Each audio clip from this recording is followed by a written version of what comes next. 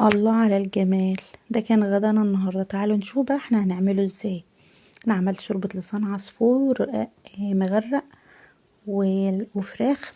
جبت طواجن المكرونة ديت الاول.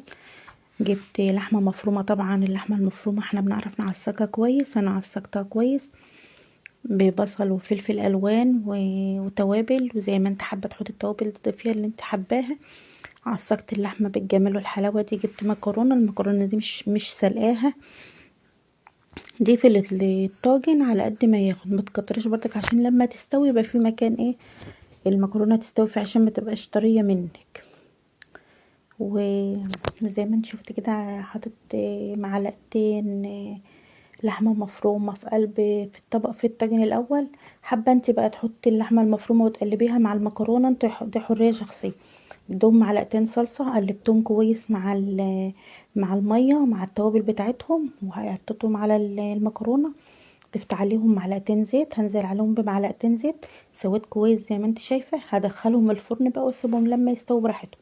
دي صينيه جلاش، كان جلاش عندي متكسر وكل مره يتكسر جلاش مني هرميه. لا طبعا مش هرميه، في الغلا ده احنا مش بنرمي حاجه. جبت الجلاش المتكسر ومتفرفت ده، كنت مجمعاه كله وقمت مفرفته في الصينيه وضايفه اللحمه مفرومه في النص وضايفه النص التاني.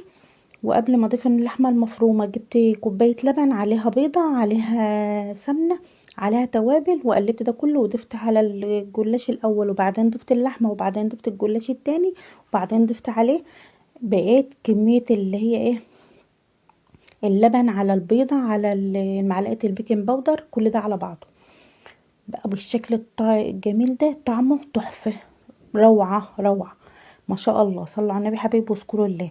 دي الفراخ طبعا احنا ملناش دعوه بيها، احنا بنسلقها حلوين ومحمرها عاديه خالص. ده شوربه لسان العصفور. انا بجبت كوبايه لسان عصفور بحمرها، وبعدين انزل عليها بالشوربه وبطفي البوتاجاز، ما بسيبهاش تغلي على البوتاجاز ولا تستوي. شوربه سخنه بتغلي واقوم حاطاه ضيفاها على لسان العصفور بعد ما يتحمر، واسيبه بيستوي يبقى جميل تحفه بالشكل اللي انتم شايفينه ده. وبسم الله ما شاء الله. ادي المكرونه مستويه تحفه تحفه، والجلاش روعه، وبسم الله ما شاء الله. تسلم ايديا والله.